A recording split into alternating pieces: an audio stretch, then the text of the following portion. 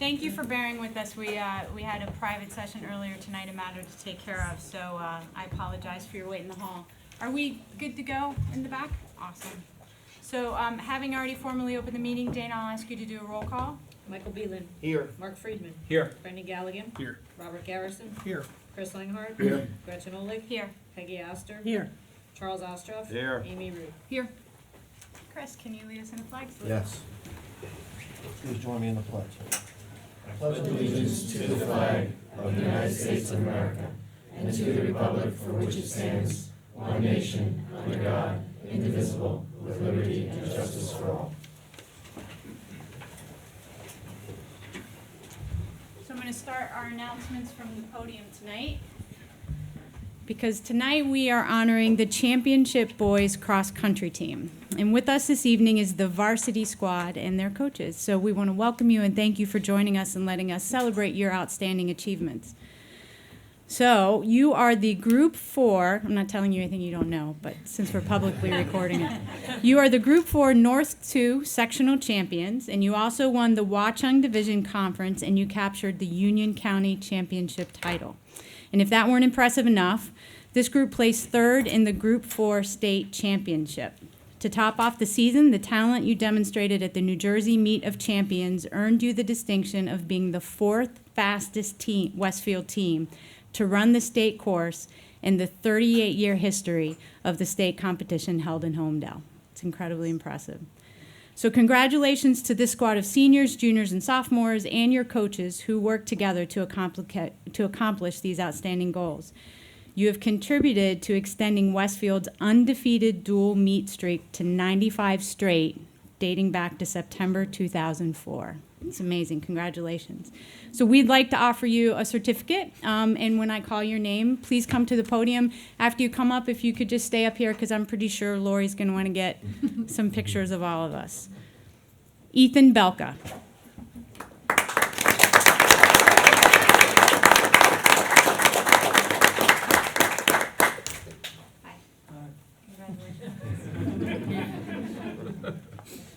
Jonathan Givelbear.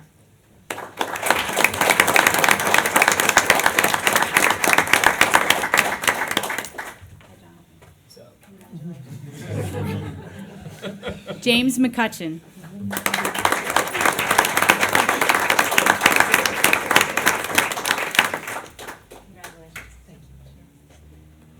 Matthew Musel.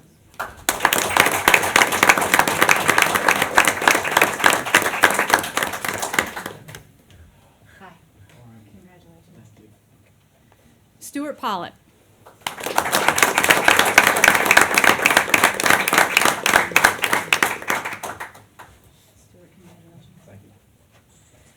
Zachary Spurgel.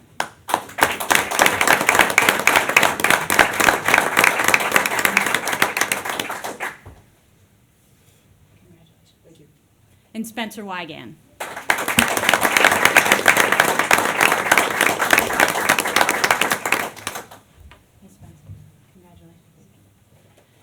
I also want to just take a minute to recognize their coaches and ask that they would come up and give them an opportunity to say something if they'd like. Christopher Tefelsky.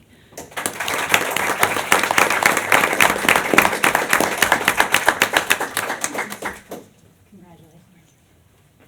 Matt Van Dersen.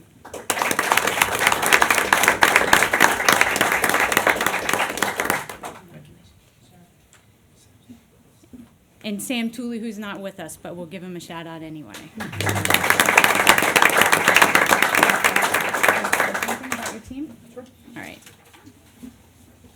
Okay. Thank you so much, and thank you to all of you for taking the time to recognize the team tonight, and thank you for the support of all of our athletic programs at the high school, because it really, I think if you speak to any of these guys or any of the other guys, we have 85 of them on the boys cross-country team. Again, one of the biggest in the state. Or if you speak to any of their families, I think you would hear a lot about the impact that athletics make in the lives of kids. And I think I thank you for your support of our programs, because we couldn't exist without that. So we appreciate the time that you've given to the boys and the support you've given us over the years. I really, the races, and we talked about this at our dinner, but the amount of preparation that it takes to put together a team like this is really tremendous. And we did the math one year, and it worked out to, for every mile of racing the kids did, it was about 60 miles of running in preparation. So it's a tremendous body of work that gets accumulated over seasons and years and careers. And so that largely goes unseen, right? But without that, none of this is possible. And that's a tribute to their commitment to one another, their commitment to the program, and also thanks to all of their families for the sacrifices that they've made to make that possible for their sons and for all of us. So, the joy of coaching is being able to work with young people who really, when we've got 4 seniors up here, and they're gonna leave, and you're proud that they're ready to go and that they've shown fantastic character in addition to their commitment to the team, and they've been fantastic leaders for us over the years. And the beauty of our sport is that they're going to start their winter track preparations on Friday. So no rest for the weary, it seems. So we're excited. We're grateful for what we've been able to accomplish so far, and we're excited to see what we can do next. So thank you very much.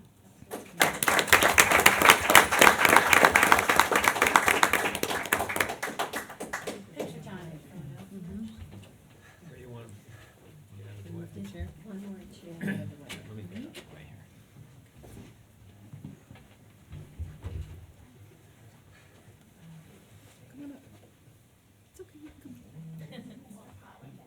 You guys can come up if you want. Get closer.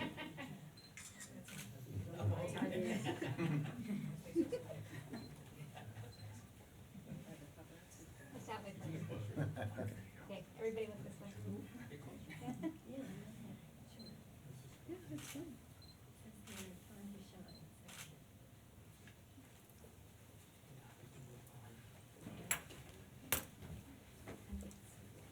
All right, thank you guys very much.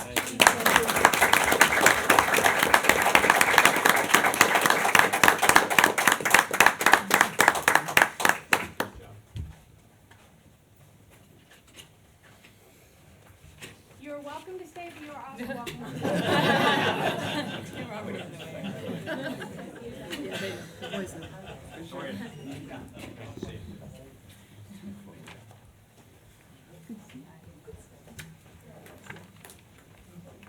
Just once somebody's gonna stay.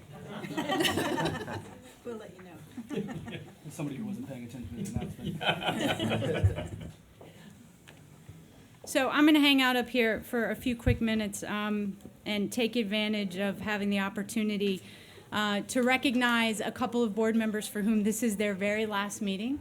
And I look forward to celebrating Mark and Chris at our annual board dinner next year, but I do want to take a few minutes to say how much I'm going to personally miss having you both on the board. I could not have asked for 2 more thoughtful and conscientious colleagues, and you have both served this board and the Westfield community in so many ways. So Mark was the head of our finance committee, and you have certainly elevated our understanding of the budget process, and along with Dana, led us down the path of fiscal responsibility. You've challenged us to operate within our means without compromising the tradition of excellence on which this district is built, and you are irreplaceable in my view and will be greatly missed. And Chris, in the very quick time, you found yourself the chair of our negotiations team. And in charge of the board's relationship with the district's unions, which in taking the lead on one of the most important things that we do. Staff members quickly embraced you as trustworthy and honest, and you have accomplished great things in your time on the board. So I know that turnover is inevitable, and this is sort of the nature of what we do, but I am nevertheless very sad to see you both go, and I cannot promise that I won't be reaching out to you over the next year to pick your brain or seek your counsel. Thank you for your time on the board, and thank you for all that you've taught me, both of you. So we have resolutions for each of you. Mark, you want to come stand up here with me? So this resolution says, whereas Mark Friedman has served with dedication to the children, families, and community members of Westfield for 6 years on the Westfield Board of Education, And whereas having served as chairperson of the Budget and Finance Committee and the Long Range Planning Committee, Mark Friedman has championed fiscal prudence and foresight on the Board of Education. And whereas as an active member of the Facilities, Policies, and Technology Committees, Mark Friedman has demonstrated his financial aptitude and astute organizational skills. And whereas as a liaison to the Union County School Board and the Jefferson School PTO, Mark Friedman has represented the Board of Education, advocating for all students and families in Westfield. Now therefore be it resolved that this Board of Education recognizes Mark Friedman for his outstanding service on the Westfield Board of Education from 2011 to 2017, and that this resolution be presented to Mark Friedman on December 5th, 2017, and that a copy of this resolution attesting to the appreciation of the Board of Ed becomes part of the official minutes of this meeting. Congratulations.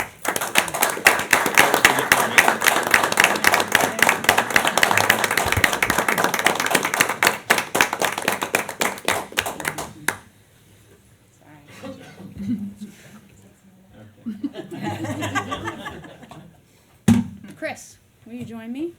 I'm hot, I'm cold. No, it's free.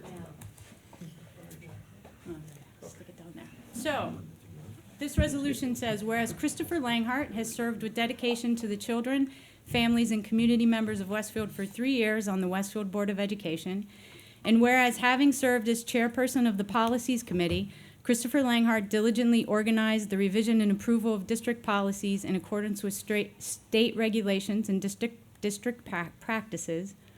And whereas, as chair of the Negotiations Committee and an active member of the Budget and Finance and Legislation Committees, Christopher Langhart has demonstrated his business expertise and sound judgment. And whereas, as a liaison to the Union County School Board, the Westfield Town Recreation Commission, and the Franklin School PTO, Christopher Langhart has represented the Board of Education, advocating for all students and families in Westfield. Now therefore be it resolved that this Board of Education recognizes Christopher Langhart for his outstanding service on the Westfield Board of Education from 2014 to 2017, and that this resolution be presented to Christopher Langhart on December 5th, 2017, and that a copy of this resolution attesting to the appreciation of the Board of Education becomes part of the official minutes of this meeting. Congratulations.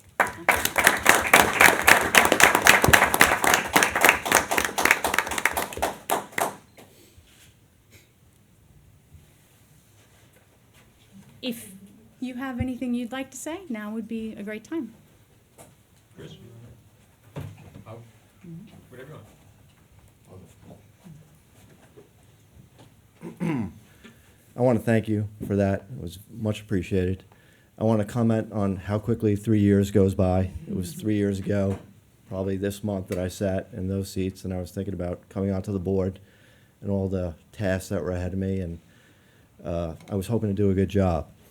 And, you know, when I first got into this, I did it because I was interested. I have 3 kids in the district, and I wanted to make sure that my kids and all the kids in the district had the best possible resources and education they could get. And every meeting we sit here, we talk about facilities and curriculum and policies and the budget, and it's all pretty dry and boring. But what it leads to is what we just saw, right? We give awards to the track team. Our football team is unbeaten.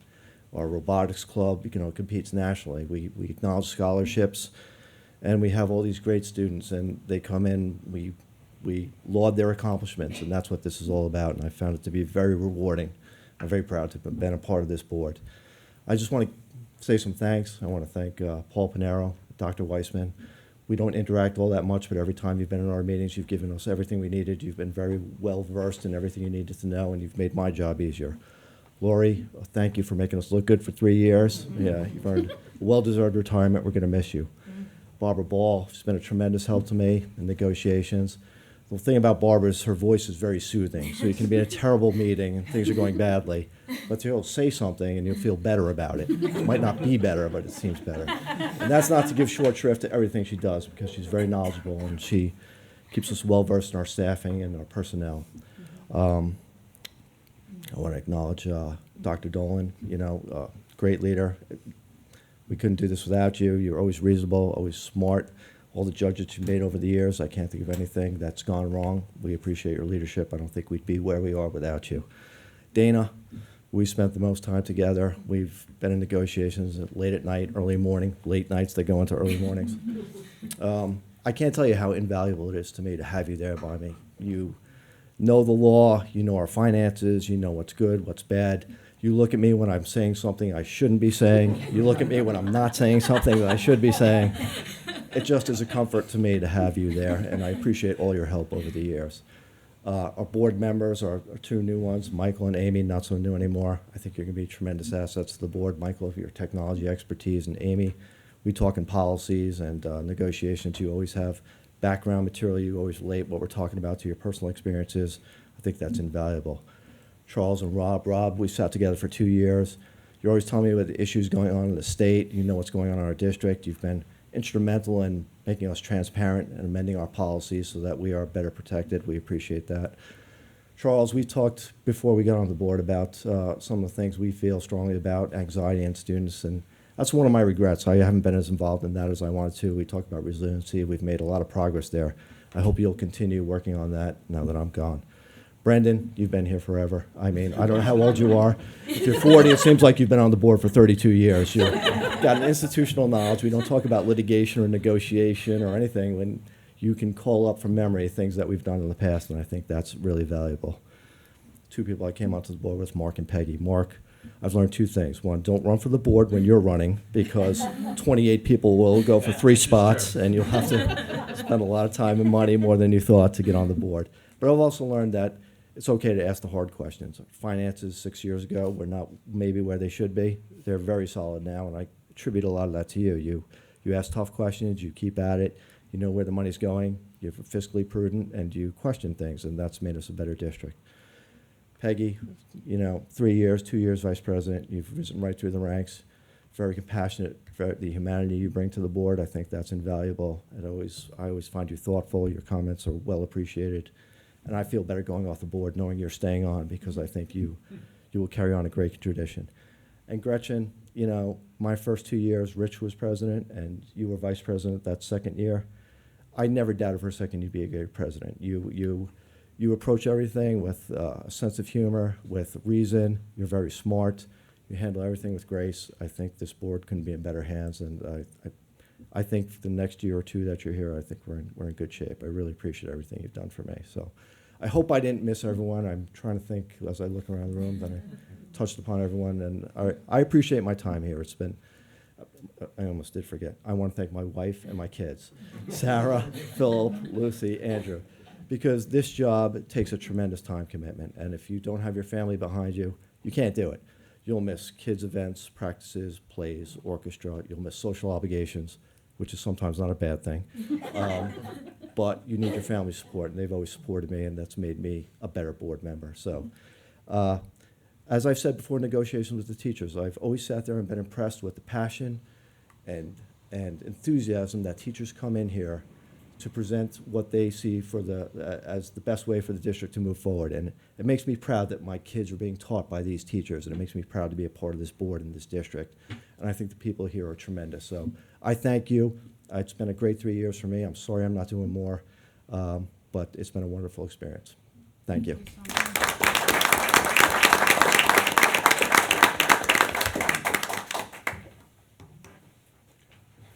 Congratulations, Chris, on your 3 years. I wish I could do that all from memory, but I'm not going to try. I have always wanted to come up here and say, Mark Friedman, 30 Manchester Drive, usually is what people say when they come up to the podium, so that's mine for tonight. I never had the opportunity to do that before I got on the board. So anyway, good evening. Wow, 6.5 years really does go fast. I began my term on the board in April 2011, at exactly the same time that I started a new job. So it was a busy time for me. I was learning about my new life at work and learning what one does on a school board. It took some time to get used to these changes, but with the support from other members of the board and the administration, I quickly found the places where I could help. During my time here, the high school has graduated over 3,000 students, 2 of which were mine, Evan and Dana, who graduated in 2012. They've now completed college in 2016 and are in the working world. I'm proud of what they have accomplished and very happy that they had the opportunity to attend the Westfield schools. I thank them both for their support while I've been on the board.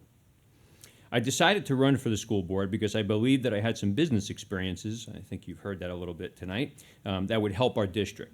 I have a financial and a marketing technology background, two areas where I felt we needed to be a bit more progressive. I'm proud that I was on the board when our new, at the time, business administrator, Dana Sullivan, joined us. She was an outstanding hire, and she served our district extraordinarily well. I thank her for her partnership during my time as chairman of the Finance Committee. She has suggested so many good ideas to the board, and we are in such a better place because of her. So thank you, Dana. I'm also proud to have served on the Technology Committee for a number of years, during which we have completely restructured the way we look at technology in the schools. Because everything must work together in a school district, if it were not for the financial management in place, we never would have been able to support the level of technology investment we have made. Your students are the beneficiaries of this investment. I'd like to thank Paul Pinero and Brian Auker for their technology leadership. I would also like to thank Janine Gatko and Adam Pizzi for their excellent guidance and support of the teachers as we embarked on better utilizing technology in the district.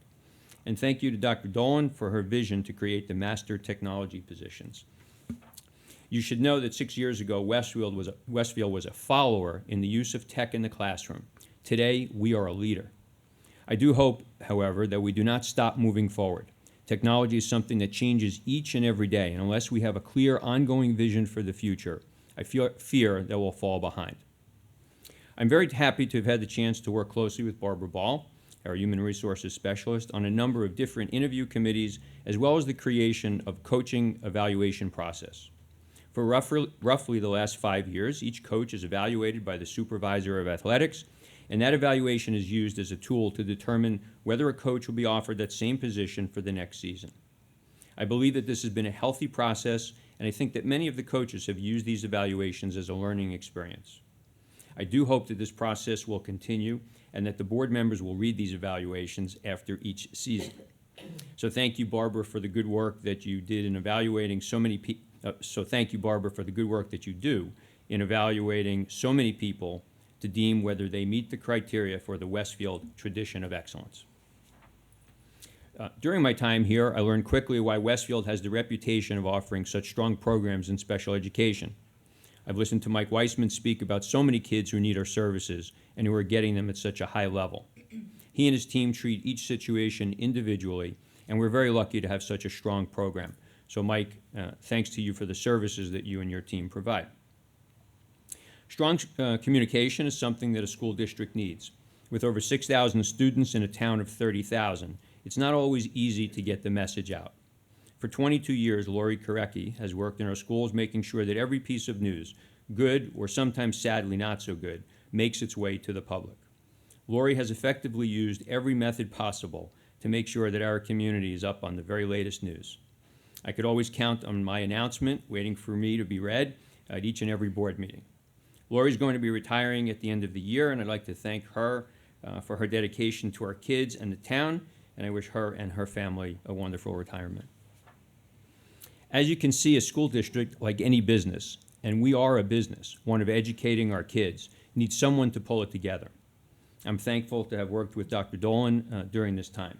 She's a tireless worker and has a tremendous command of what is going on in the district. She's here to support the teachers, administration, and all staff. She's an advocate for the students, and she's a good listener. In the age of so many districts playing musical chairs with their superintendent position, we're lucky to have had Dr. Dolan leading us for as long as she has.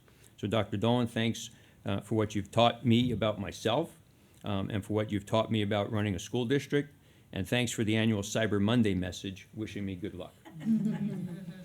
Our board is made up of 9 individuals, all trying to row in the same direction. I'm not sure exactly how many people I've served with, but even in a small town like ours, I think that I only knew one person that was on the board before I started my first term. We all come from a little bit of a different background, perhaps different parts of town, perhaps different occupations, but we are single-minded in that we're all here for the students. I'd like to thank all of the board members that I have served with and a few specific call-outs.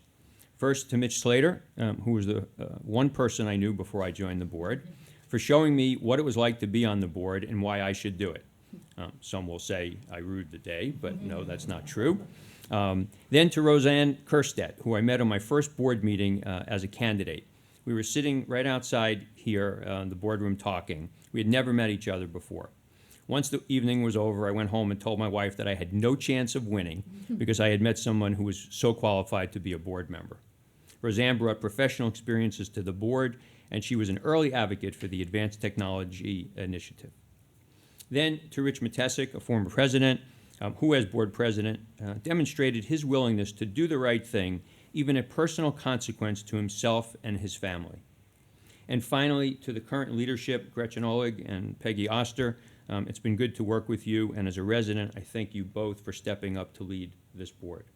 For the other board members that I have worked with here, some a little bit longer, Brendan, most everybody else is relatively new. I wish you good luck in the rest of your term and whichever other terms you decide to run for. There's a lot of great foundation here, and I'm sure that you'll continue to do good work. The best times I've had on the board have been the ones where we get to see just what our students and faculty are capable of, just like tonight. Whether it be celebrating another country or county or, not country, another county or state championship, or celebrating the next award for fine arts, or celebrating Teacher of the Year. It always brought a huge smile to my face. I've also watched the new ideas and new ways of thinking that our students can come up with. I was always hopeful that while I served, we would be innovative in the way we conducted our business. I think that I've even used that line in my first campaign. We have been innovative in the use of technology, in the use of solar, in the way we manage your tax dollars. Innovation, change, new ideas have been interests of mine throughout my career. And for that reason, tonight I'm announcing that my wife Debbie and I, with the assistance of Maureen Mazaris, our Director of Counseling Services, have established a small scholarship, the Mark and Deborah Friedman Innovation Scholarship, which will be awarded to a graduating high school senior who has demonstrated the ability to think outside of the box and develop something that is, well, innovative. More details will be available about this soon, but we look at this as a very small way to give back to the schools that have helped make our kids what they are today. As I close, I'd like to thank my wife, Debbie, for all the support she gave to me during my time on the board. I'd also like to thank the residents of Westfield. I know that our schools cost quite a bit to run and that we take a big chunk of your tax bill, but it is worth it. We are a high-performing district because of you. And for those younger parents out there, please get involved. Whether it be on your local PTO or at the board level, please make your presence felt. Do not wait until I did, when your kids are juniors in high school, because then you'll just have to keep answering the same question that I was asked so many times. Why are you running now? But better late than never. I'm so happy to have served. Thank you very much.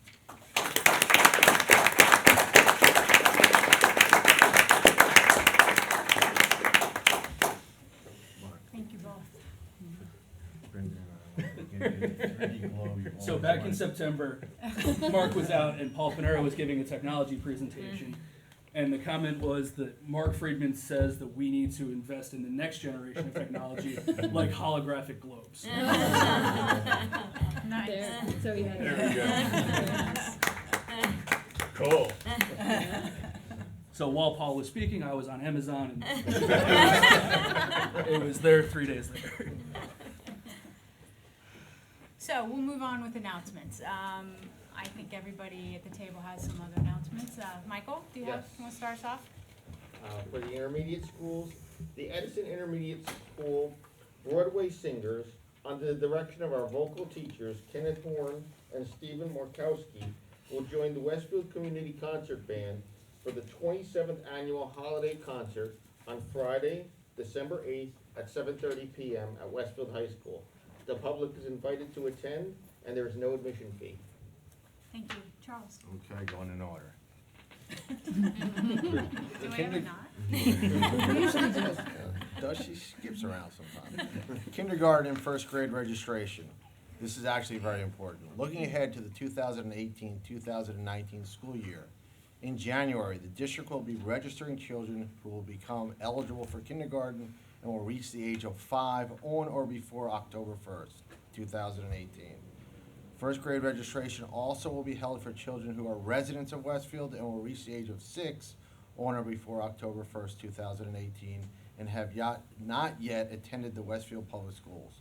The registration schedule and forms are posted on the district website, www.westfieldnjk12.org, under the Parents tab. Thank you. Brendan? A total of 23 winter concerts are taking place in the Westfield Public Schools starting tonight and ending on February 10th. The entire schedule appears on the district's website at westfieldnjk12.org. Westfield senior citizens are once again invited to attend the final dress rehearsal of Westfield High School's Winter Choral Concert on Wednesday, December 20th in the high school auditorium, 550 Dorian Road, from 11:45 a.m. to 12:20 p.m. There's ramp access in front of the auditorium. Okay, two announcements from athletics. Congratulations to the Blue Devils football team, the North 2 Group 5 champions. The team had a decisive win at MetLife Stadium on Thursday, November 30th against Bridgewater Raritan. The team clinched the third consecutive championship in a final score of 20-7. For the second year in a row, Westfield High School football team has been selected and invited by the legendary Coaches Committee as a big-time championship football team. The coaches, senior players, and letter winners will travel into New York tomorrow morning to receive their award and trophy. And also, congratulations to the Westfield High School girls varsity cross-country team who placed 6th at the Meet of Champions on Saturday, November 18th, earning team medals for the first time since 1995. Mia Maleo tied the school record for the course. Congratulations. Thank you. Amy? All right, congratulations to 11 Westfield High School students who recently achieved the highest score possible on the SAT and ACT standardized tests. Westfield High School Principal Derek Nelson congratulated the students, citing their outstanding achievement on the tests, which are widely used for college admission criteria. Top scorers on the SAT math include Abby Rothenberg, Mary Joyce Sidone, Matthew Cafiero, Colby Chen, Jeffrey Yang, and Yalan Bai. On Math 2, the highest scores were achieved by Alicia Israel, Sarah Ward, Alex Pinkowski, and Stefan Sujanta Kumar. Sorry, I thought I had that one. Julia Friss earned the top score on ACT English. Thank you. Rob? Congratulations to Westfield High School Social Studies teacher Kimberly Leon, who was presented with the Christa Mcauliffe Reach for the Stars Award during the National Social Studies Conference in San Francisco held on November 16th through the 19th. The NCSS established the award and selects one teacher in the United States each year. In addition to the prestigious recognition and a trophy presented at the annual conference, Legan received a $2,500 grant, which she used to purchase virtual reality goggles for her classroom project entitled Adopt a Country. I almost said county because of you. Miss Legan tells us that the Adopt a Country project enables students to learn about culture, history, and current events of adopted countries, identify and address a social issue in the country, and take informed action as part of the student's global citizenship. Congratulations to Westfield High School senior Gianna Ingracia, who was recently honored by the Susan G. Komen North Jersey with the 2017 Student Volunteer Award. The award recognizes an outstanding student who has demonstrated an exceptional commitment to volunteerism, fundraising, and support for the Susan G. Komen North Jersey, the fight against breast cancer, and making a difference in the lives of others. According to the organization, Ingracia was a member of the Komen North Jersey's inaugural Students for the Cure program in 2015 and has made significant contributions as a volunteer. So congratulations. Thank you. Peggy? My message comes with good news and bad news. The good news is that the Westfield Public Schools will be closed for winter break from Monday, December 25th to Monday, January 1st. We wish the entire Westfield community a wonderful holiday and a happy new year. And the bad news is you have 13 days more of school till that break comes. Our next Board of Education meeting will be held on January 4th, which is a Thursday, at 7:30 p.m. at 302 Elm Street. This will be our reorganization meeting and the swearing in of our new board members. The complete agenda will be available on Friday, December 22nd on the Board of Ed website. At this point, I would recognize anyone from the public for agenda items only. Seeing no one come to the podium, we will turn to Dr. Dolan for the superintendent's report. Yes, and each year the district undergoes a comprehensive audit of our finances, and for this presentation I'm going to turn it over to our business administrator, Dana Sullivan. And so our fiscal years runs from July 1st to June 30th. So the auditors, the auditing firm of Hodgelick and Morrison completed our audit again this year. They started, I would say, the end of August, early September, and they've been in the district until about a week ago. And Bob Morrison is a partner at Hodgelick and Morrison.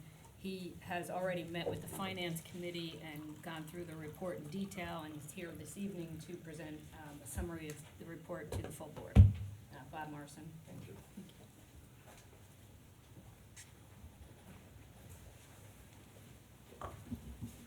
Good evening, everyone. As Dana mentioned, we did meet with the Finance Committee and spent a lot of time going through the operating results and the financial condition of the district in depth. Tonight is pretty much a summary, but if you have any questions, my phone number is on the audit in several different places. You should feel free to call me. I like talking finance and audit, so I won't be upset. The good news is, as usual, the finances are in good shape. What I'd like to do first tonight, though, is to let everybody understand what the audit process is all about. There's really three things that we're trying to achieve when we start an audit.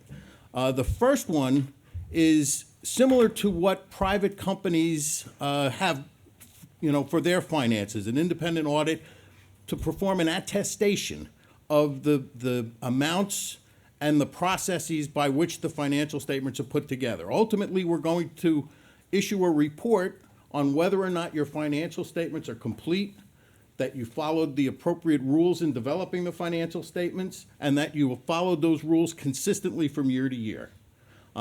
We issue a report that's very similar to reports that you'll see in annual reports from companies if you own stock or if you own mutual funds. But because you're a governmental entity, we have to expand the scope of our audit. We have to follow a second set of standards called government auditing standards, which is produced by the Comptroller General of the United States.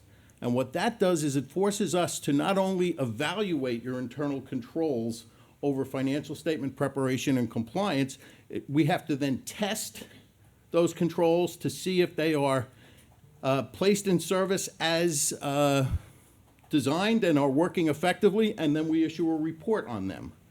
The third thing we have to do, because the district is a recipient of over $750,000 of federal and state aid, is we have to further expand the scope of the audit to look at major grant programs. Major grant programs are defined based upon either the dollar value of the grant. Large grants are more important than smaller grants.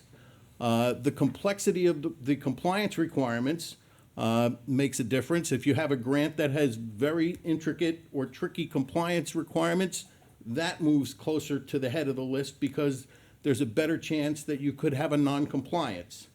The third thing that we focus on with grants is newness to the district.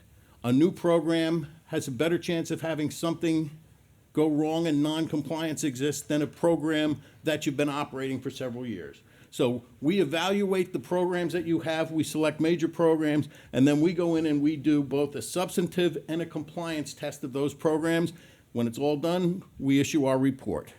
We're focusing as we develop our audit procedures on risk overall across the entire operations of the district. Because you're a good-sized district, we expect you to have reasonable internal controls. Smaller districts where they don't have the manpower often have weaker controls because there's a concept known as segregation of duties, where a transaction is broken up so that one person doesn't control a transaction from start to finish. And in Westfield's case, you have that segmented, so the people who are responsible for authorizing transactions aren't the same people who are processing checks, say, to pay a vendor.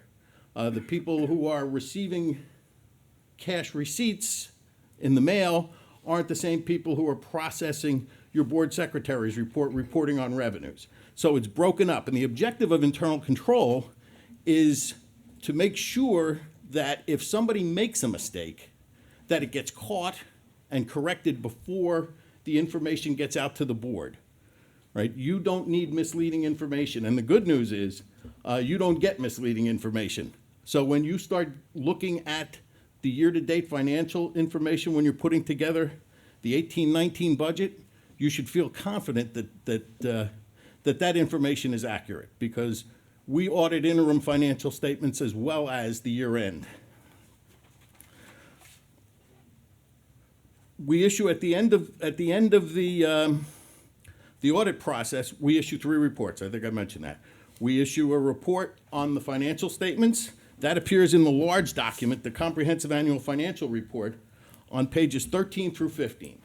It takes us 3 pages to essentially say what I said before. The financial statements are fairly presented, that you followed the appropriate accounting principles, and that you were consistently following those principles from year to year. Why it takes 3 pages, I'm not so sure. I find it a good cure for insomnia. The second report we issue is back on pages 162 and 163 of the CAFR document. That's the report on our evaluation and testing of internal controls. It takes us 2 pages there to say essentially that based on our testing and evaluation, we believe that internal control has been established in this district at appropriate levels for a district of your size. That based on our tests, we found that internal controls are placed in service and are operating effectively. And finally, that our tests of compliance revealed no non-compliances. The third report on major programs, we actually opine that there was no non-compliance identified in the course of our audit on any major program. So those are 3 what in our jargon we call unmodified reports. They're the best reports we can issue. While we were going through the process, I probably should stop there, but I have to go on. I like to talk about best practices, right? There are things that districts do that I think more districts should pay attention to. And in the course of this audit, we noted a couple of things that I'd like to point out. The first thing is back last August, and I mean August of 2016, because auditors always work in the past. Based on favorable market conditions, the district took bonds that were initially issued in 2006 at interest rates of 4% and 5% and refunded them and replaced them with bonds that were generating 3.5% interest rates, some as low as 2.5%. The net effect of that was it saved the district $460,000 over 4 years. Now, there's nothing in statute or regulation that forces you to do a refunding, but your business office, your financial advisor, your bond counsel, and us to a certain extent, we're keeping watch on interest rates. And when the opportunity presented itself, Westfield jumped on it, saved $460,000. The next thing we noticed is that the switch to your self-insured health benefits plan continues to save a lot of money. That's a difficult thing. Health benefits is tricky because the state health benefits plan I look at as an insurer of last resort. That's where you go when your experience is so lousy that they're the best rates. However, most districts, most municipalities don't look to see if they can do better than the state health benefits plan. This district is always looking to see if they can. And over the last 2 years, you have saved aggregate $5 to $6 million over what you were spending before you left your policy-based plan. And that's savings to the taxpayer. And that doesn't include what would have normally been a 10% inflation factor on insurance premiums over the last 2 years. Then finally, we noticed in the Capital Projects Fund that, I should back up a second. In December of 2012, the voters approved a $13,600,000 referendum to do roof replacements throughout the district. That program has been ongoing since the approval. During the last year, it was finally determined that the ultimate costs of the project were going to come in just under $3.5 million less than the architects had originally set the cost at.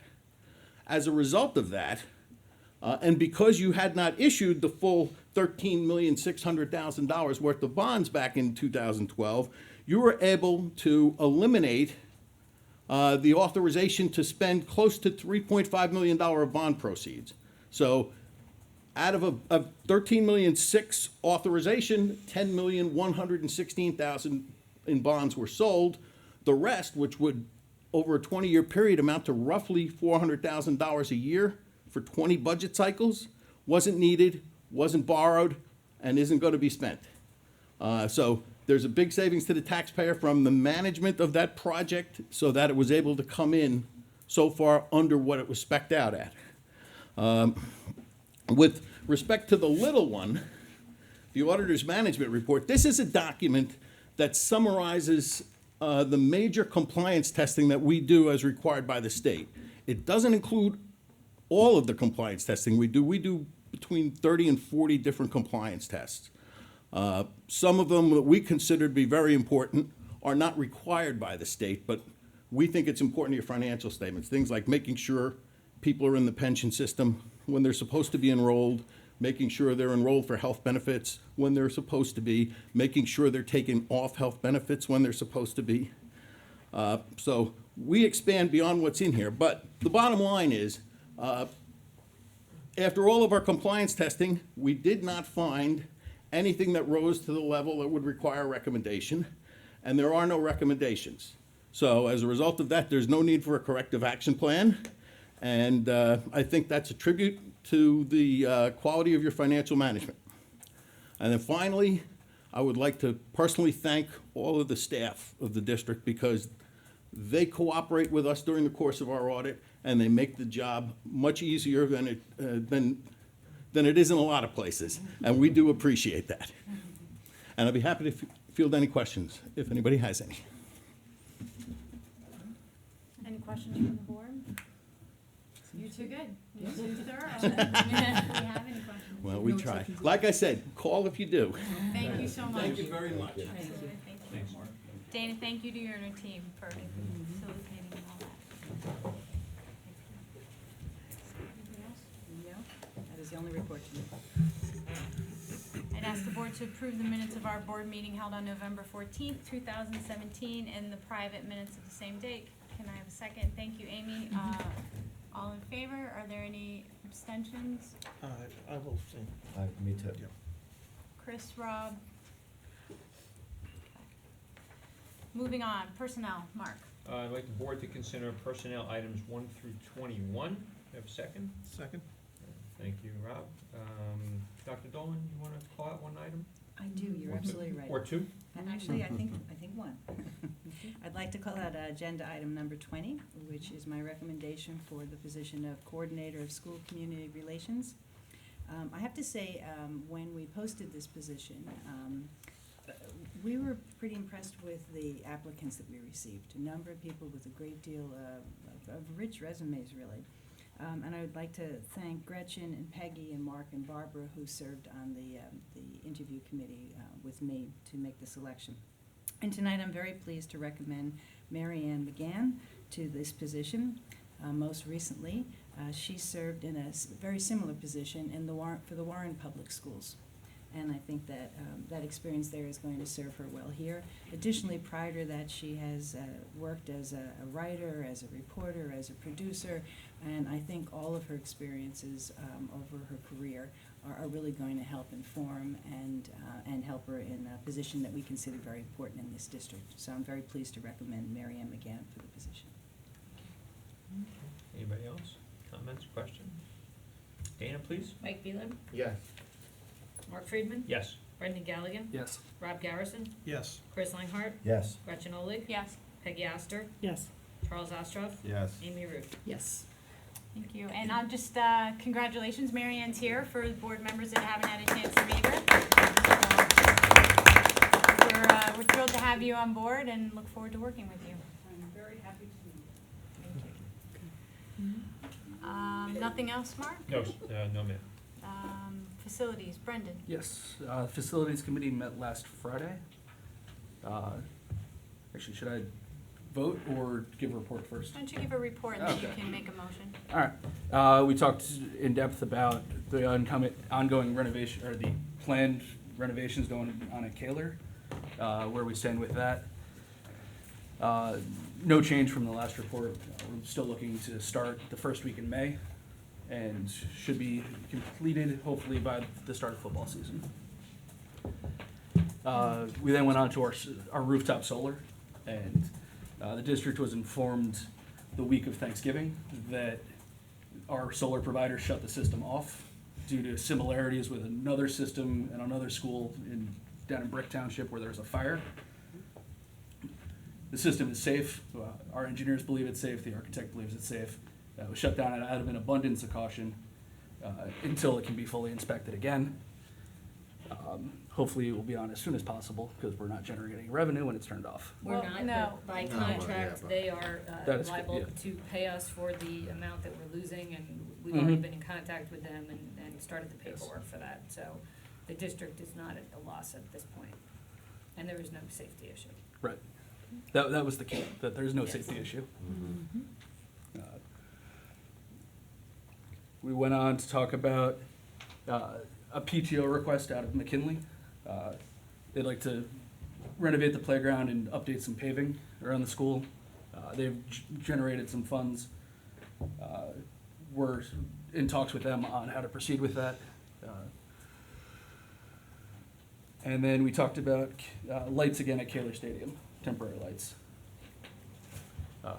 And that brings us to facilities motion 1. Give a Like- second. Thank you, Amy.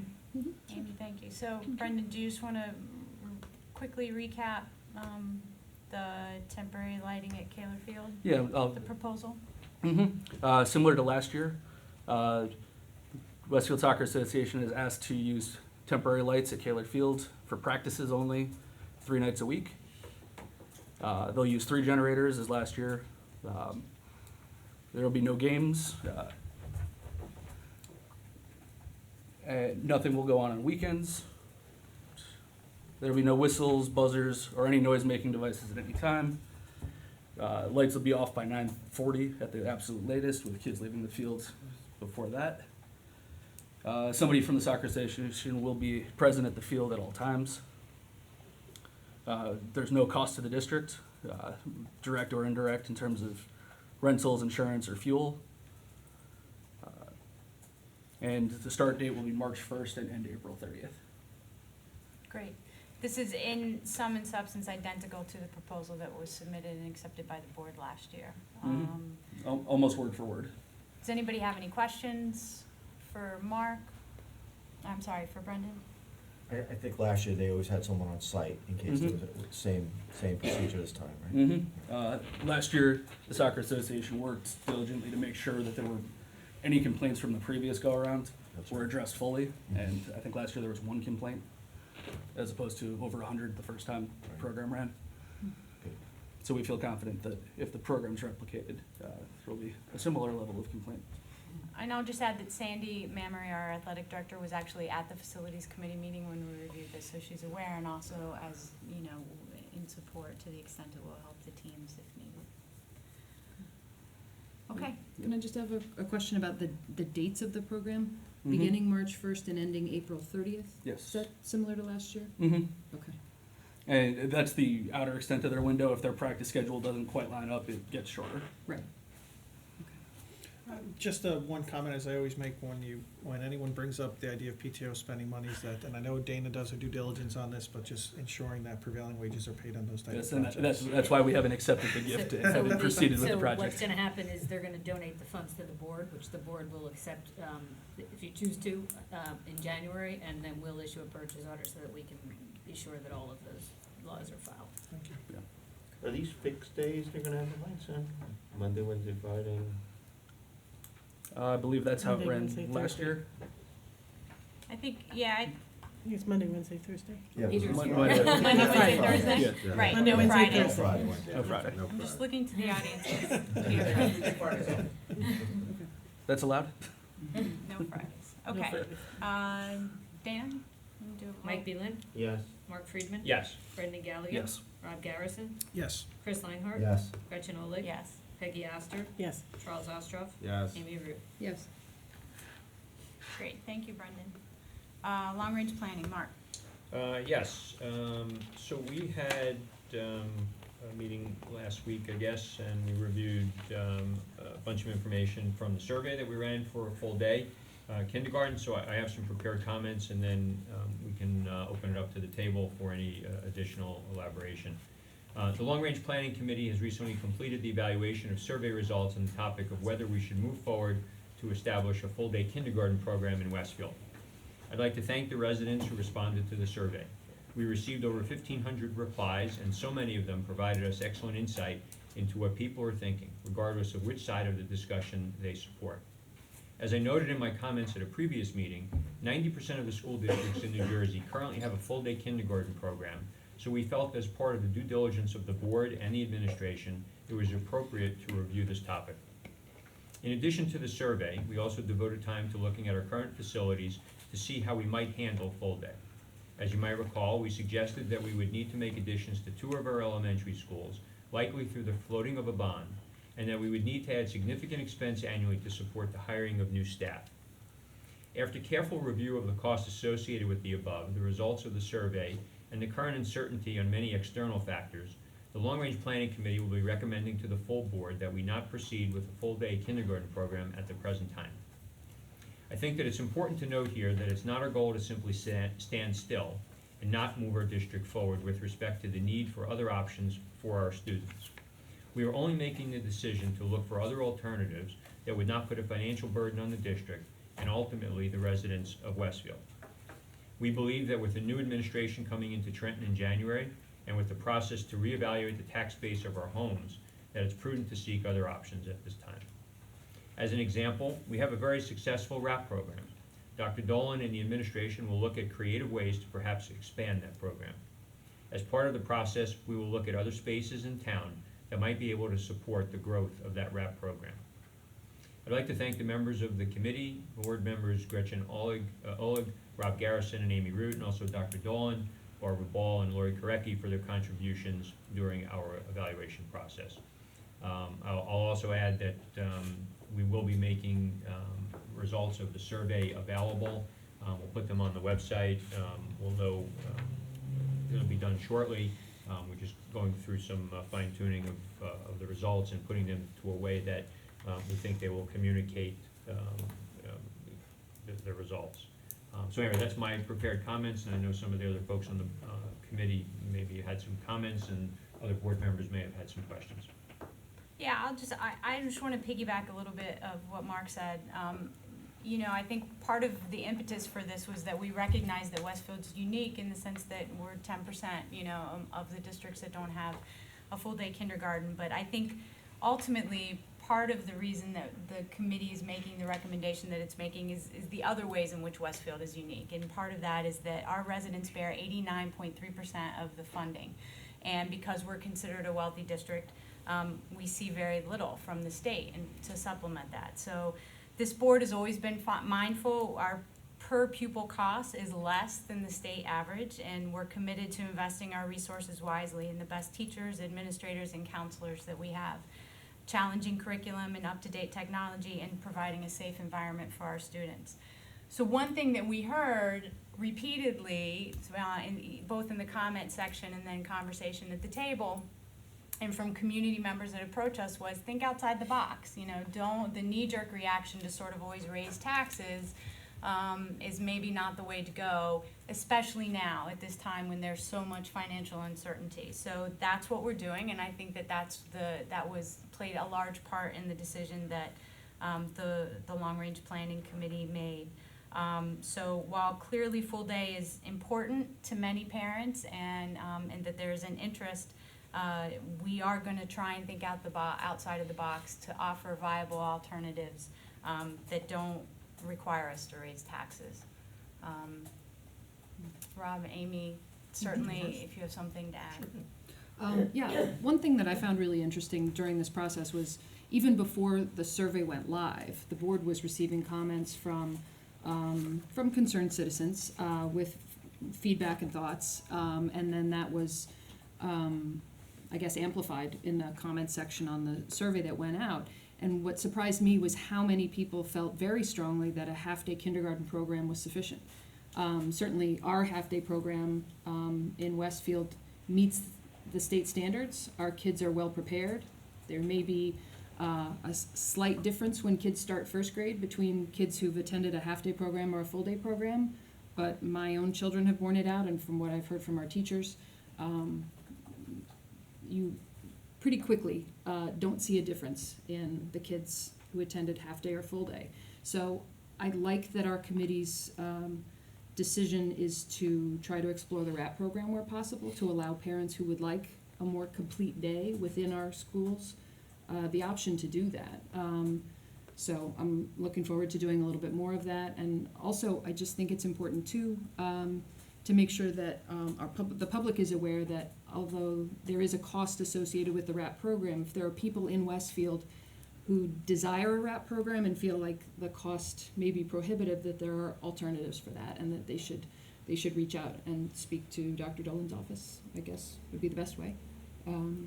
Yes, or when registering their children at Lincoln, either way. Yes, okay, but, so, Either way is fine. okay, good. I'll make some comments as well. As the committee members know, and probably most of the board members know, I'm a big, huge proponent of full-day kindergarten. And I've made that point clear throughout the discussion sometimes to just make sure someone was there saying that, because I like to do that from time to time. And so I'm very satisfied with what we're looking to do, and I commend Mark, Gretchen, Dr. Dolan, as well as Dana and others for looking at alternative ways of addressing the issue. And I think aside from Chris, I think I'm the most recent with a child in daycare or kindergarten on the board. And that's one of the reasons why I was a big proponent of full-day kindergarten. But I'm very happy about this. And Mark sort of went over it real quickly, but I wanted to stress the point that, Westfield has just over 30,000 residents, about 90 some odd hundred homes, and 1,500 people responded to the survey. Most of them are Westfield residents. So the residents are to be commended for their response, and I thank Tap Into and others for promoting it. You don't have that many people come out and vote in some school board elections, let alone a survey on full-day kindergarten, so I commend those who responded. Thank you. Anyone have any questions, non-committee members? I just had a couple comments as I listened to the recommendation. I'm not an educator, but there are a lot of studies about how full-day kindergarten is very beneficial, and I am a proponent for full-day kindergarten. I wonder if somewhere in the near future we could arrange for one of our kindergarten teachers or whatever to come do a small presentation to talk about our program and what it provides and the skills and so forth that our kids leave the kindergarten program with, that we feel is such a great program, and then maybe tie a little bit into what the RAP then provides in extra, just so that we're letting all of our community members know what we have here and how we feel it is a good program and so forth. Just a question. Out of the 1,500 responses, how many decided to fill out written comments? A lot. Yeah. I Maybe don't know the percentage, but there was a lot. I'd say a third, Excellent. close to a third, maybe more. 40%, yeah. It was a good number. And I would say that on balance, it wasn't, the comments were well thought out. They Yes. weren't like 3 words, I hate this, or I love this, you have to have it. It was really well thought out, why they were for or against. It was good, everybody was Fantastic. respectful. Excellent. And there was no, as Mark said, no clear mandate, yes or no. There was a really nice mixture of, I love that my 5-year-old has a half a day off to, to hang out with grandparents, and, and the opposite of people who were saying that, I wish that a full day option was available. So, I think, as I said, there's clear interest, and we heard that.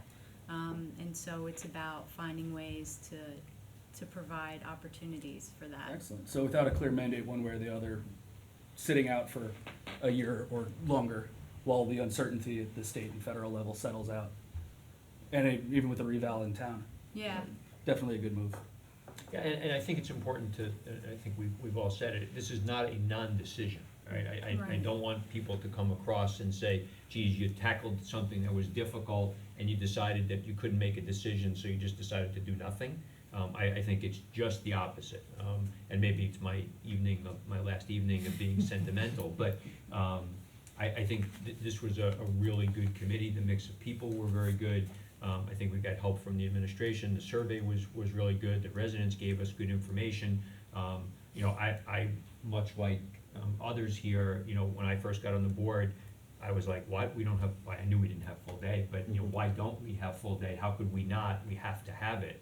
And, you know, I think after you sit here for a while and you see how well the private sector has filled the void in our town, and we're lucky that we can do that, and then all the things that we went through in this process, I think we came out with a good result based upon good information. Agreed. So, Thank you. Does anyone from the public, any questions? Okay. Moving right along, policies, Chris? Policies, yes. The committee met last Tuesday. We discussed a number of items, most of which are on the agenda tonight. So I'm looking at the agenda. I think it's helpful to just handle them one at a time. I'd like the board to consider for approval the first reading of the 2019-2020 school calendar as attached. Got a motion? Thank you, Brendan. Any questions or discussion? We talked about it in committee, and I think we liked this version because, let me just bring it up real quick. You had the full Christmas break. There was some consideration given to giving the in-service day earlier in the year. We have one over President's Day weekend too, I think, tacked onto that. Right, that's And- right. Right, and, just scroll down a second. And then we had the graduation midweek, which we didn't think was going to be a problem. That's correct. So that's the one we're proposing for first reading. Happy to take any comments or questions. There was some concern early on about the last week of June impacting kids that are going into summer camp. Do we see that? I mean, I'm looking at the date that ends the 23rd. 23rd. Do we see any impact with that in summer camps and when they start? My guess, I don't know, Michael, my guess is the camps probably start the 29th. We hope. Usually right around there, yeah. Yeah. We hope, I'm sure we'll hear from the Yeah, residents. we'll find out soon enough. If they but- know that they start the week before. Just looking at the rest of the calendar, though, it's really difficult to find an alternative to ending on that Tuesday. Yeah, I can't find one day, let alone two. We had, We did, yeah, there, we had good I discussion. don't specifically remember, but there were a number of options that we looked at, and trying to end on a Friday or the prior week was, it was kind of ugly, if I remember right, Right. so. And we did look at a number of different options, is correct. But, Michael, you're right, we will certainly hear if it creates a lot of issues for Yeah, I remember that was residents. a big issue, and you know, If I remember. depending on, it seems relatively early, like, that we're Right. ending on the 23rd. Right. But, and camps would start on the 29th of June, but I don't know what camps everyone attends, so. Right. Right. I'm sure some camps start on the 22nd. I'm sure but- some do. I just don't know what percentage. We always have the ability to make revisions if we feel like it ends up being necessary, so. But also the advance notice might help people decide what they want to do 2 Exactly. years out, so. Right, 'cause again, to reinforce, although Chris said it, it is 2019-20. It's not Yes. next year's. Right. That's right, it's 2 years from now. Any Mike further Beelan? comments? Yeah. Mark Friedman, yes. Brendan Gallagher. Yes. Mark Garrison, Yes. Chris Lineheart, Yes. Gretchen Oleg. Yes. Peggy Astor, Yes. Charles Ostroff, Yes. Amy Root. Yes, Second item, I'd like to, the board to consider for approval, first reading of the following policies: 5310 health services for pupils, 5310.1 health examinations for pupils, 5410 promotion and retention, 5420 reporting pupil progress. Thank you, Brendan, for motioning. Any comments or questions? Dana? Mike Beelan, Yes. Mark Friedman. Yes. Brendan Gallagher. Yes. Rob Garrison, Yes. Chris Lineheart, Yes. Gretchen Oleg. Yes. Peggy Astor, Yes. Charles Ostroff, Yes. Amy Root.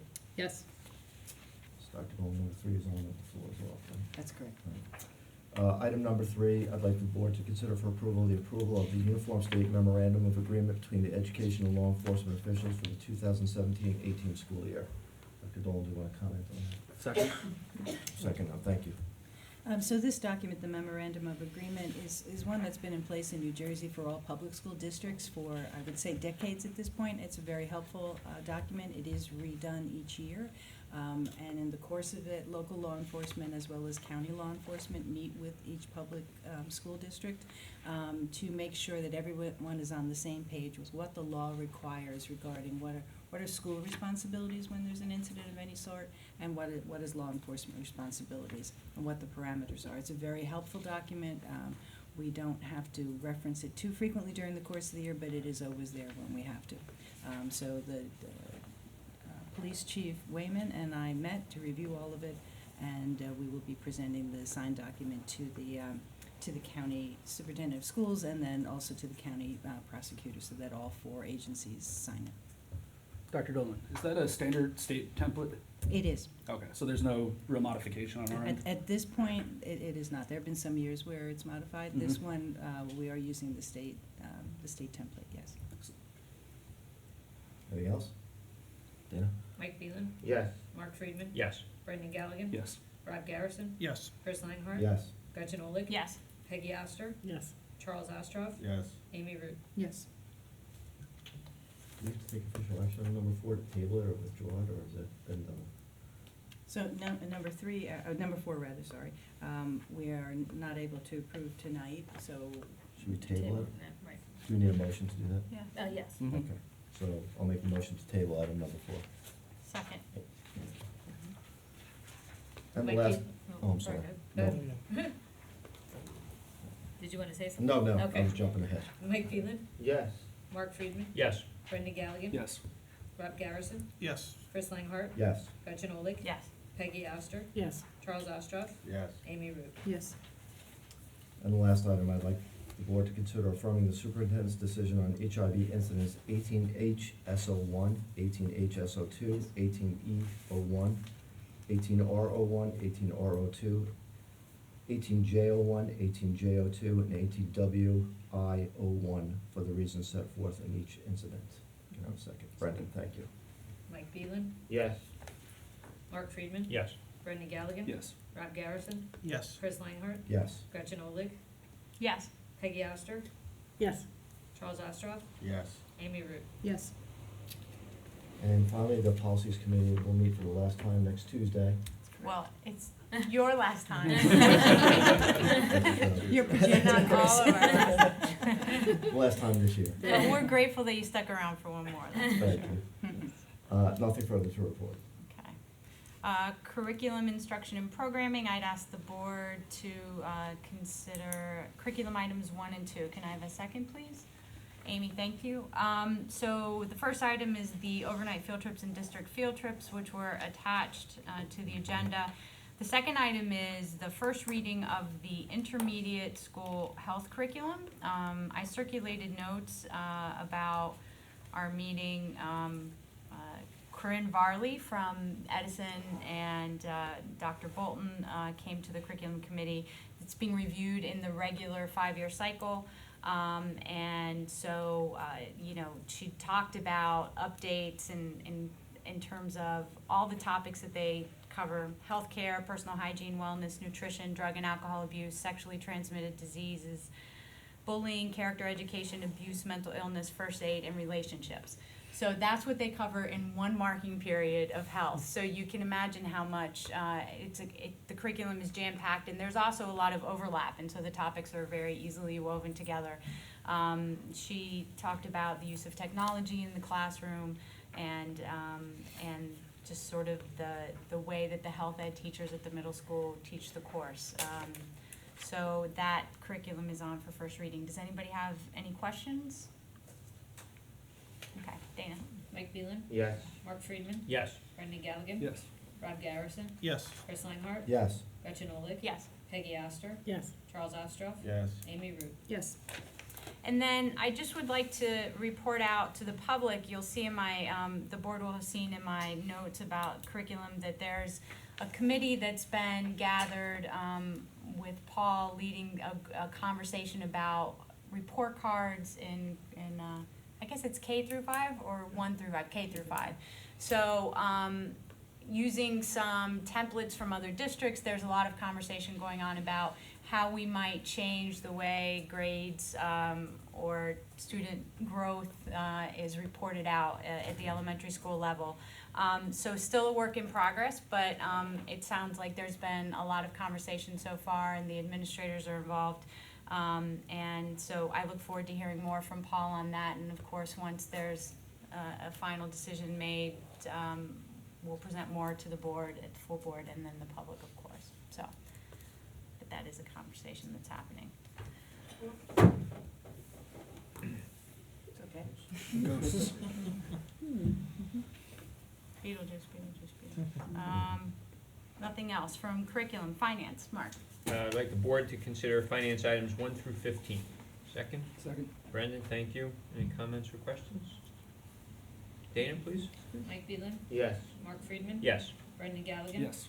Rob Garrison, Yes. Chris Langhart. Yes. Gretchen Olich. Yes. Peggy Astor, Yes. Charles Ostroff, Yes. Amy Root. Yes.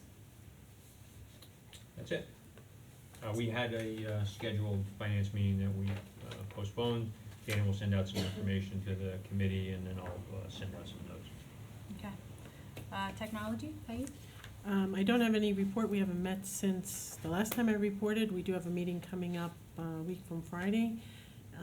But I will let you know that the technology head and his committee is continuing to look for an appropriate new website for the district. And hopefully we'll have something to report on that in the beginning of the new year. Thank you. I'm going to postpone unfinished business for a minute. Do we have any new business to talk about? Any liaison reports? Brendan? This Saturday, I was down in Trenton for the New Jersey School Boards Association Legislative Committee meeting. The guest speaker was Tom Byrne of the State Pension Investment Council. He talked to us for about 2 hours about the state of the pension system and all the intricacies that go into the accounting behind that. I took about 8 pages of notes that I'm going to reduce and send out to everybody at some point in the next couple of days. Okay, great, thank you. Yes, I was at the town rec committee last night, and I would just report back that there's a lot of interest from the user groups for our fields. There was discussion about that, and I think they're interested in having a dialogue and hearing what the board has to say about that. Great, so I'll just, to give that a little bit of context, there is, we are in the process of reviewing the school use facility, the facilities use policy in the district. The board has an interest in having a consistent application for outside users to our facilities. A draft of the policy was sent out to third-party groups, and we did get a tremendous amount of feedback. So rather than bring it for first reading, there's an effort being made by the facilities committee to meet with some of those groups in smaller settings to get their feedback, go back to the table one more time with the policy, and try and come up with language that imposes as little on them, but also accomplishes the objectives we seek to accomplish. So I'm not surprised it came up with the recreation. Right, yes. Yeah, this is a policy we want to make sure we get right. Absolutely. We don't want to be revising it again in a year because we miscategorized somebody. Yeah. Any other liaison reports? Even though it's not technically a liaison report, I That's did want to right, note. tell us anyway. That I attended a meeting called, of a group called Healthy Schools Now, which I hadn't heard of really prior to a few months ago. And it's a group through the Work Environment Council in New Jersey, and their focus is sort of self-explanatory, healthy schools. So they work on everything from cleaning products and how schools clean and teachers clean on a daily basis, as well as getting involved in with the idea of having the whole school mentality. So looking at schools as a whole, when not only in terms of the maintenance of it, but then also in terms of school construction otherwise. So I attended in my capacity with the laborers union, and it was a great, worthwhile group, both the Supervisors Association, the School Board Association. Any and every school group is a partner, and a campaign partner, as they call them. And it was a very worthwhile meeting, and I'll, from time to time, just forward some emails to the group. That's great, thank you. Yep, the night after our last meeting, in mid-November, the Special Ed Parents Committee hosted a college planning night for high school students and parents. It was the night before the main college night that goes on every year that takes over the entire school. This was a little more focused panel presentation in Cafeteria B. Maureen Mazaris and other members of our staff were on the panel. Members of the child study team were there, and then we had a parent who's gone through the process and also a representative from Rutgers Office of Disability Services, talking about what parents can expect and what kids and parents can plan for, questions, how different the process is once you're in college, even if you've had an IEP or received accommodations prior to that, how things may change. So it can be a little daunting for people when they're hearing it the first time, which is part of the reason why they I think are in a groove, and we'll look forward to doing this probably next year if possible. It's good to go and hear it, whether your kids need those services or not. It's kind of fascinating to hear what's going on out there in the school districts, in the universities. The Special Ed Parents Committee's next meeting in January, it's January 18th. It's going to be about IEPs and what you can expect to find in them, learn a little bit about the acronym SOUP that you can hear about. I believe that meeting will be, it's a Thursday night in the Edison Library. Is typically where they're held, but I'll know more at the next meeting. Can update you about that. Great. Okay. Any other liaison reports? All right, I'm going to take one last item of unfinished business from the podium, because it is not just Mark and Chris's last meeting, but our own beloved Lori Korecki. It is also her last meeting. So I first met Lori when I was a PTO president many years ago. She was warm, welcoming, and chock full of information. Since I joined the board 6 years ago, it has been a tremendous gift to know that community members, media outlets, and others in contact with our district would not only be given good information about our schools, but would receive it from someone as pleasant and charming as Lori. Whether you're the soothing voice on our phone when school was delayed or canceled, or the brain behind the synopsis that goes out almost immediately after every board meeting, your love and commitment to the Westfield schools and our students is clear. So we also will have an opportunity to say more to you at a later date, but I do want to take this opportunity to thank you for representing us so well, and for all the behind-the-scenes work that you have done over 22 years, much of which goes unnoticed and is unknown. For me, for the board, every single day, and we will miss you tremendously. So I'd like to ask you to get up here for a change and join me at the podium, because we have a resolution for you. It will not. I'll take a picture. Hopefully we'll do it justice, since we actually had to write this one without your help. So, whereas Lori Korecki has served for 22 years working for the Westfield Board of Education with dedication to the children, families, and community members of Westfield, and whereas having served as school community relations coordinator, Lori Korecki has attended, get this, 434 Board of Education meetings. Wow. And whereas she was present as Board of Education liaison at 220 PTC PTO meetings. And whereas she has worked diligently on 9 bond referendums. And whereas she has communicated tirelessly with the public in person, on the phone, and through digital media. Now, therefore, be it resolved that this Board of Education recognizes Lori Korecki for her dedicated service to the Westfield Board of Education from 1995 through 2017, and that this resolution be presented to Lori Korecki on December 5th, 2017, and that a copy of this resolution attesting to the appreciation of the Board of Education becomes part of the official minutes of this meeting. Lori, this doesn't do it justice, but thank you so, so much.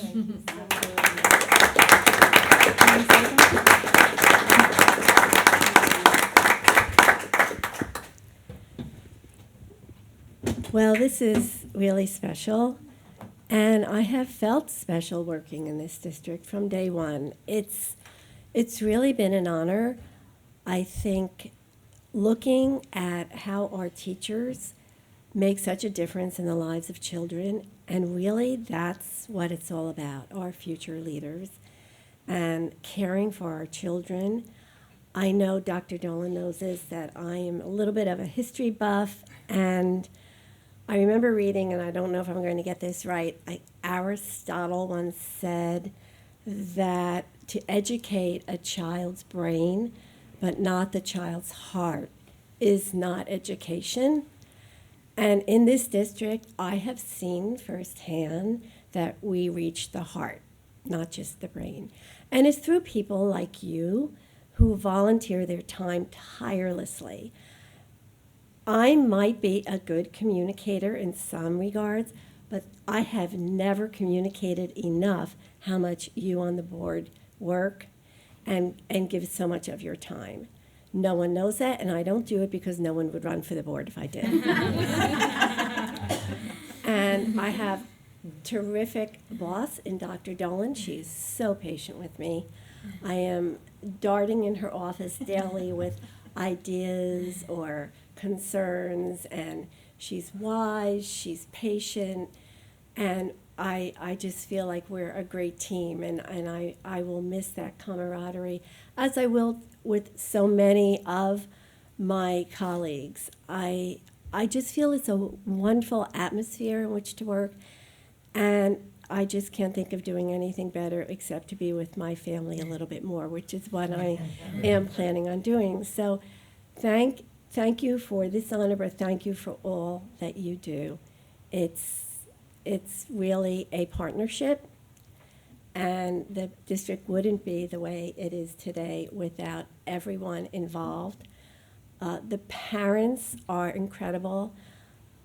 If I need help from the PTOs, I can't believe how many meetings I've been at, but they're here on a dime. They're terrific because they're with us. They value education. They're all about the kids. And there's not a better product to market in this world than children. So I've really been honored to tell the story of the Westfield Schools. Thank you.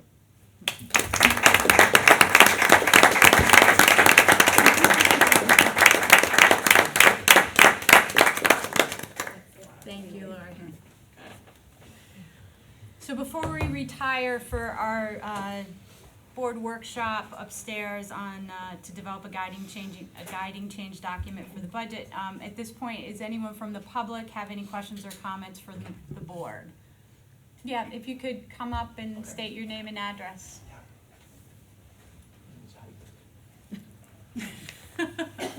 He's from the Basketball Association.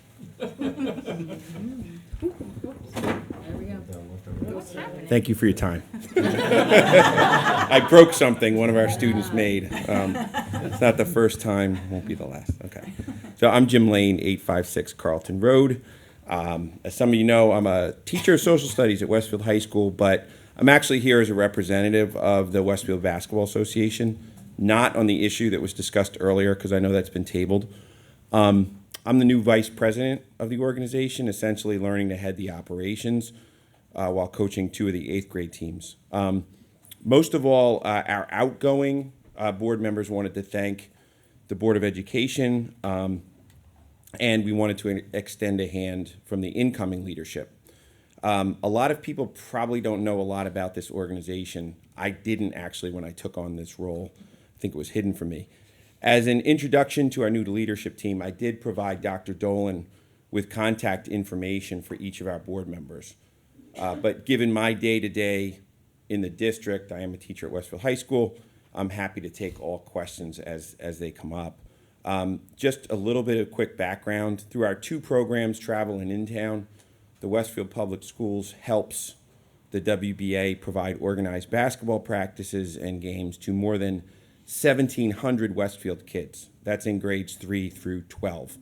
I've been amazed at how many hundreds, literally hundreds of high school students participate in our programs. So we want to thank you for being such great partners with us in offering these programs. Unlike some of the outdoor programs, we are 100% dependent on the facilities in Westfield Public Schools. So we do want to make sure we are a good partner in that regard. While many, many people in the Westfield Public Schools help us provide this service to our students and players, I did want to recognize Emily Hernandez, who I think is not, I don't know if she's known outside of maybe this building, but she's just been an amazing help to our organization. So you know, we wanted to publicly acknowledge her assistance in helping us deliver this to 1,700 kids in our school system. It's pretty remarkable what she's been able to do and does for us, along with whatever else she does. It's amazing. So, you know, our organization is 1,700 kids and associated families, third-party professional officials, third-party basketball leagues that we're members of, and a few hundred volunteers as coaches, scorekeepers, and statisticians. We know, and we already have made mistakes. This weekend was our launch of games, but we wanted to. The reason I provided the information to Dr. Dolan and to the board is that if anyone has any concerns regarding our program or anything that goes on, please don't hesitate to reach out to any one of our board members, and we will make sure any potential or arising issues are addressed, you know, promptly. But it's a thank you and an introduction from our new board, and if there are any questions, I would take them, but we just wanted to be present. Okay? All right. Thank you. Thanks so much. Thank you. Anyone else from the public? So I would make a motion that we briefly adjourn and retire upstairs for the budget conversation. That is still a public meeting. Anyone is welcome to come up with us. Especially if you have candy.